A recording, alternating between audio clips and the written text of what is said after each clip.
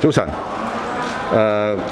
各位就內務委員會未能選出主席，影響立法會履行憲制嘅職能，我已經尋求咗資深大律師嘅意見，亦都希望係盡快解決現時嘅困局。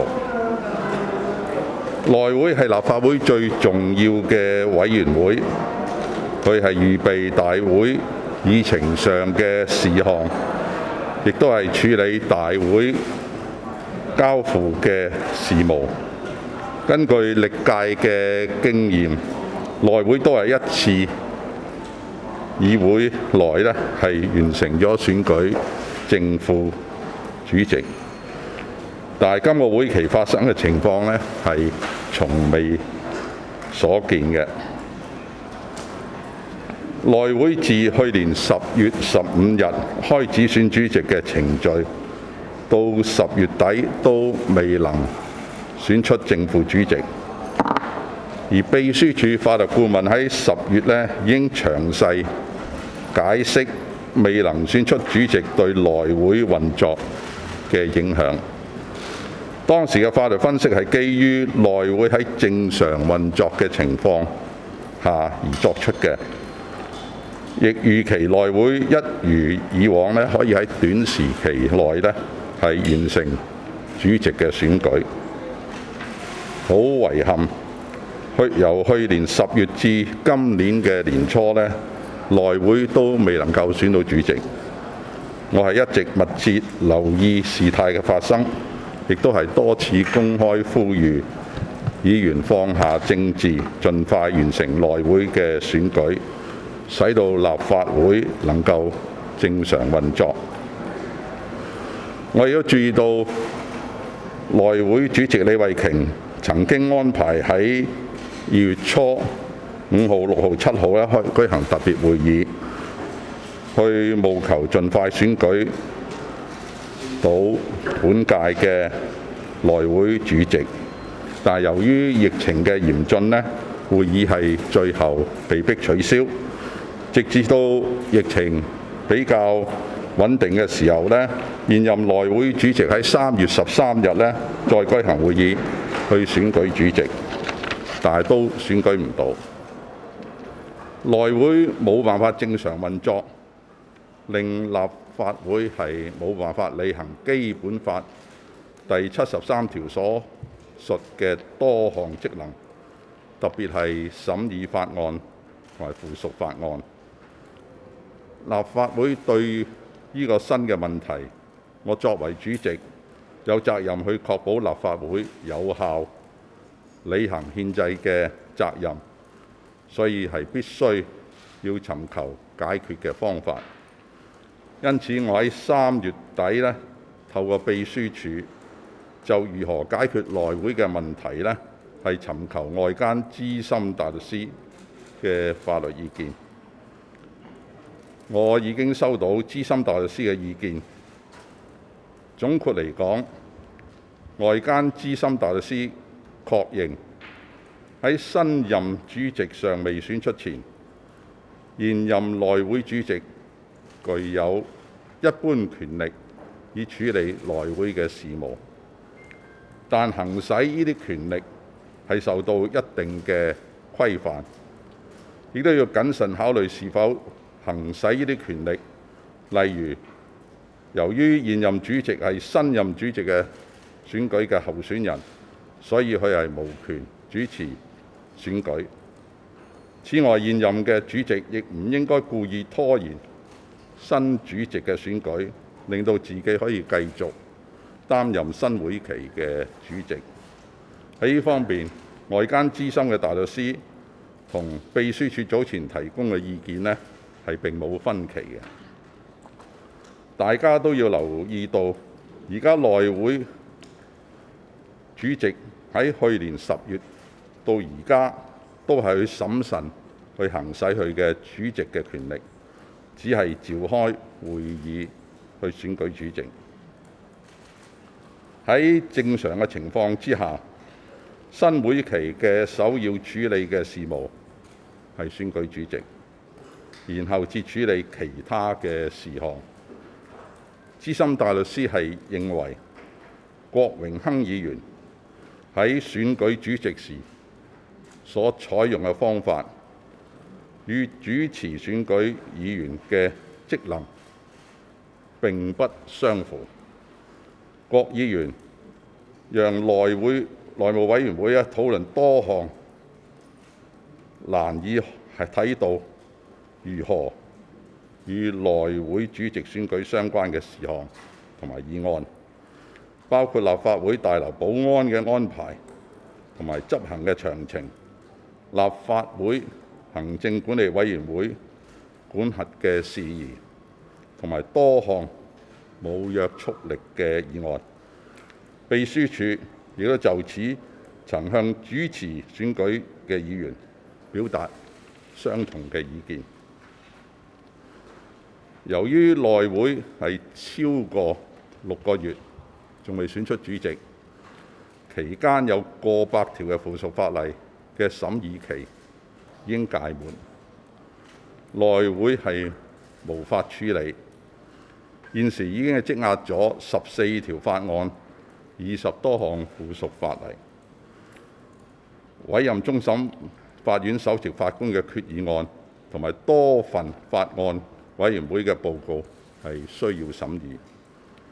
秘書處同埋外間嘅資深大律師都認為喺目前嘅情況之下，現任內會主席李慧瓊議員係有責任同埋權力去處理因選舉主席出現過度延誤而引致嘅問題，特別係處理重要或急切嘅事務。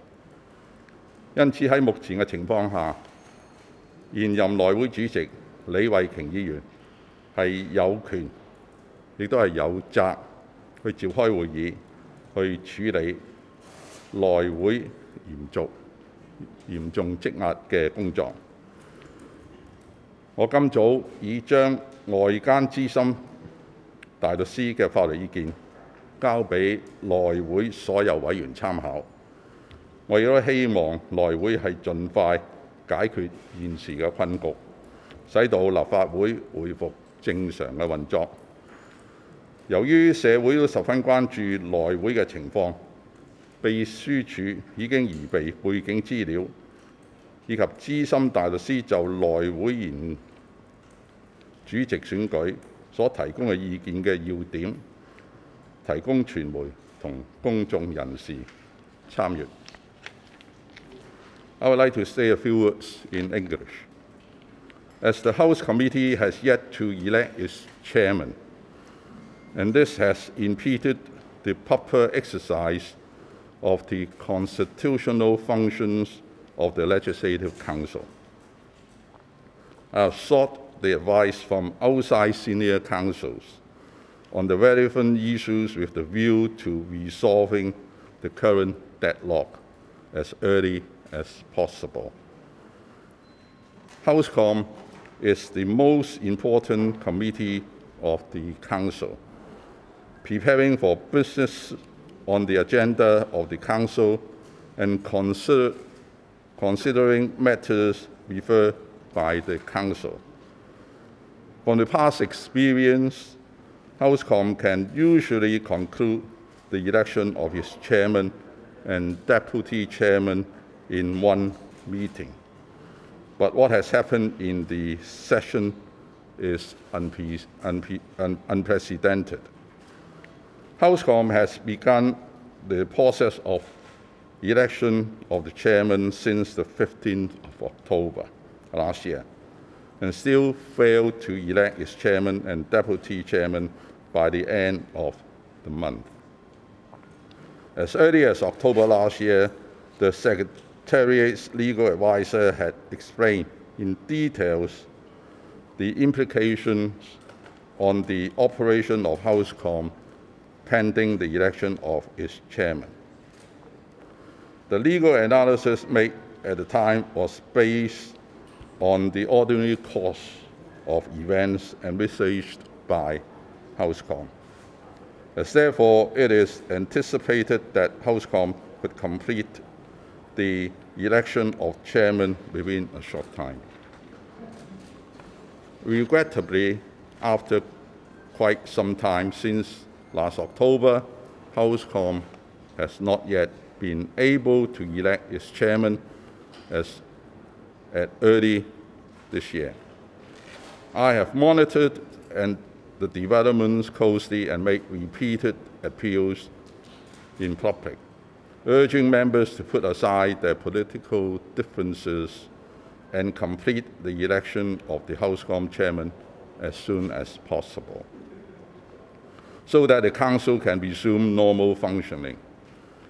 I noticed that the incumbent Housecom chairman, the Honorary Starry Lee, had arranged special meetings to speed up the election of the chairman of the current session.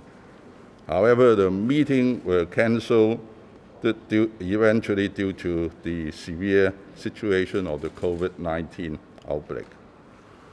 When the outbreak eased off, the incumbent Housecom chairman called another meeting on the 13th of March, but Housecom still could not have its chairman elected at that meeting. The failure of Housecom to function normally had rendered the Council unable to properly perform its function as stipulated in Article 73 of the Basic Law.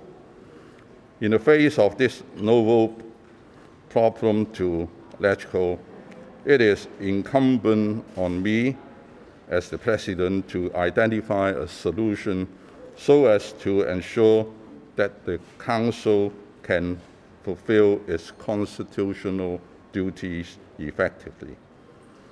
Therefore, in late March, I have sought through the Secretariat the legal advice from outside senior counsels on how to resolve the issues relating to Housecom.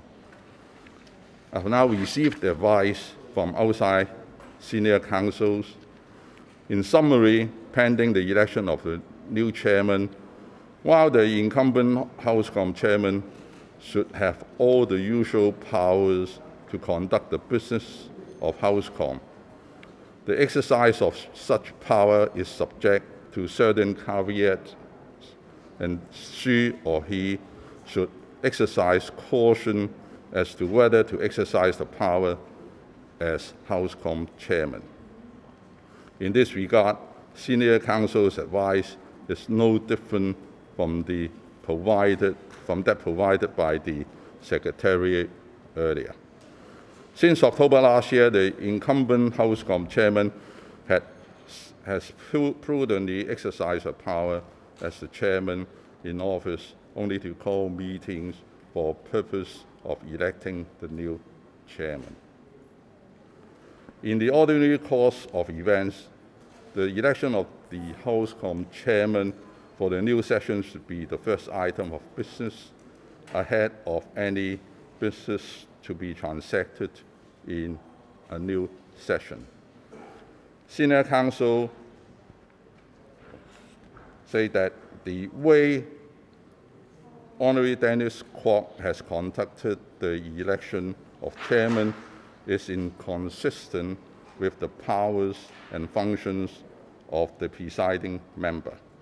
He allowed Housecom members to have discussed on a number of issues and motions covering the security arrangements and their implementation in the electrical complexes, matters under the purview of the Legislative Council Commission, as well as a number of non-binding motions. In senior counsel's view, it is difficult to see how such discussion could be relevant to the election of the Housecom chairman. The Secretariat has also expressed similar views to the presiding member. Both the Secretariat and outside senior counsel are of the view that in the present situation, the incumbent Housecom chairman, the Honorable Starry Lee, has the responsibility and authority to deal with the problems caused by the inordinate delay in the election of the chairman, and make sure that there is no undue disruption to the work of Housecom and its normal or proper functioning, especially transacting the urgent or essential businesses. Therefore, in the present situation, the incumbent Housecom chairman, the Honourable Starry Lee, has both responsibilities and authority to deal with Housecom's heavy backlog of work.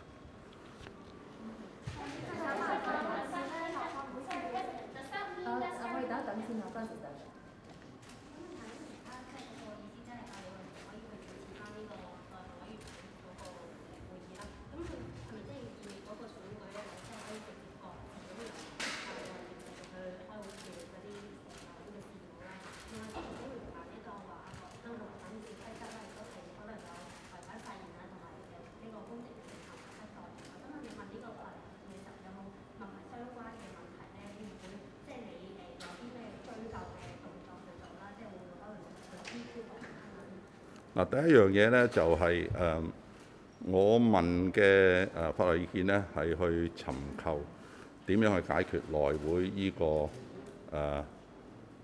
問題，暫時嘅問題。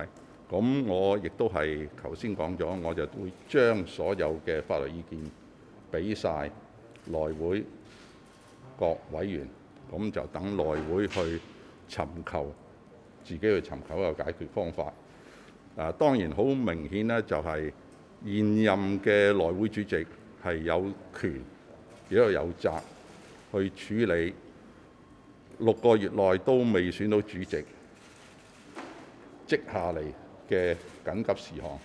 咁所以呢個就要內會去處理，因為我講咗俾我係3月尾已經開始尋找法律意見，咁4月10幾號嘅事咧發生咗啦，但係我係冇我尋找法律意見之前㗎嘛，咁所以冇問到呢個問題。So what do you mean urgent matters? What sort of urgent matters should Starry Lee be tackling? Are you talking about deals like the national anthem law? And second question being, are you saying basically that Starry Lee should assume as chairman and just leave the election alone? Because Leshko is going to wrap up in a matter of weeks, so the election is are you saying the election is not going to happen?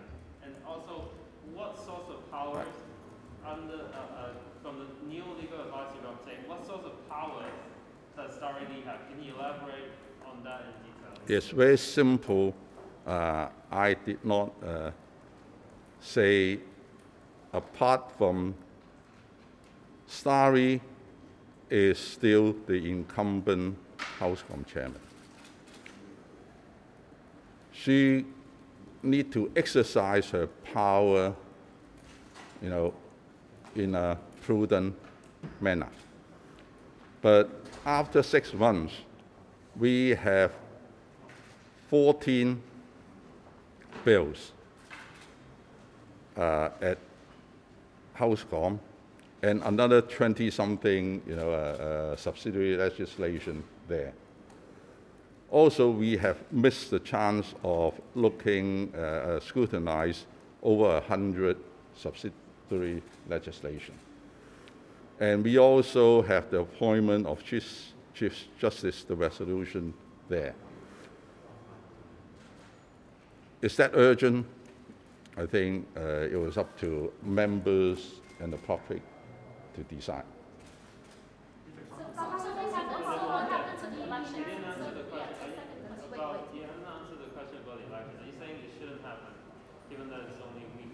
I haven't said anything. It will be up to the Housecom to decide how they handle their own matters.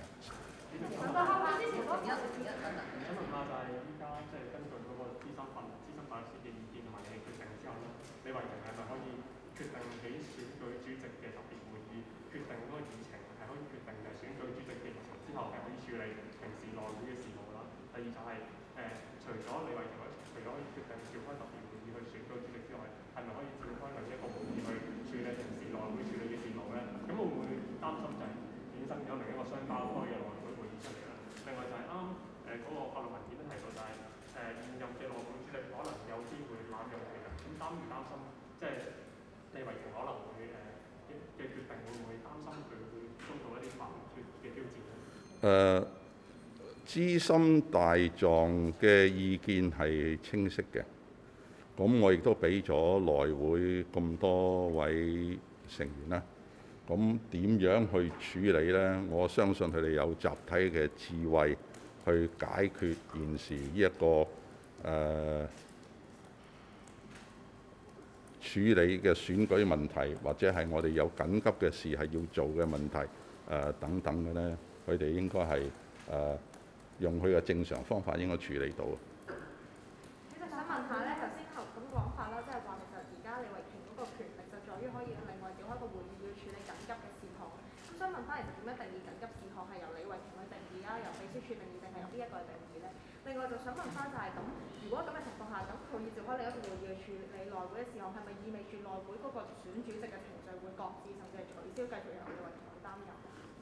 內會點樣去行使佢權力？點樣去處理個選舉，同埋點樣內會主席去運用嘅權力召開會議去處理啲緊急事項呢？咁我覺得都係由內會佢自己去決定。立法會之前嗰個法律意見咧，都係話選主席之前委員會唔可以處理其他事項咯。咁點解外間嗰個法律意見可以用咗立法會自己嗰個法律顧問意見？如果你頭先留心聽呢，立法會嘅意見當然係一個普通嘅情況裏邊去解釋啦。咁但係過咗6個月，呢個情況就當然唔係普通啦。咁所以點解我哋去尋求一個法律意見，去睇睇有咩辦法可以解決現時嘅難題啊？如果係普通嘅就已經冇事啦，已經選咗主席啦咁樣。咁所以個問題出現就係呢6個月嘅拉布，或者6個月嘅個主持人嘅個表現啦，係令到我係需要尋求外界嘅法律意見，去睇下有咩方法去解決現時嘅困局。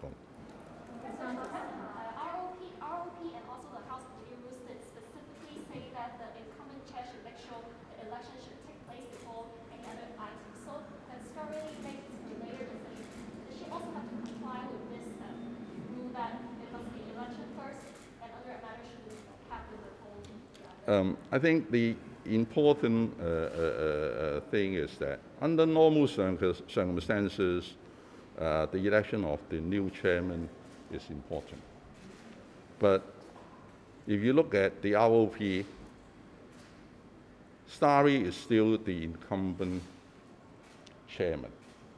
Now, after 1 week, 2 weeks, a month, or 2 months, she can still exercise the prudency in calling meetings. But if it is after 6 months and you have a load of urgent businesses for NHK to look at, there are so many bills, so many other issues that we need to look at, then could she exercise her power under that? The senior counsel's joint advice affirm that she has that power to do it. What powers, for example, like She can call a meeting to look at urgent businesses for the House Call.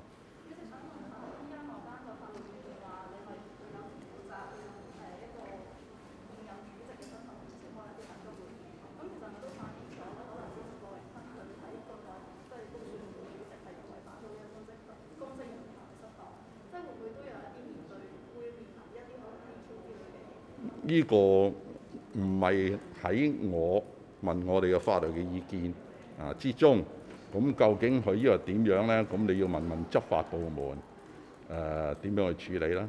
因為我並不是一個執法嘅部門，好嘛？OK，唔該晒。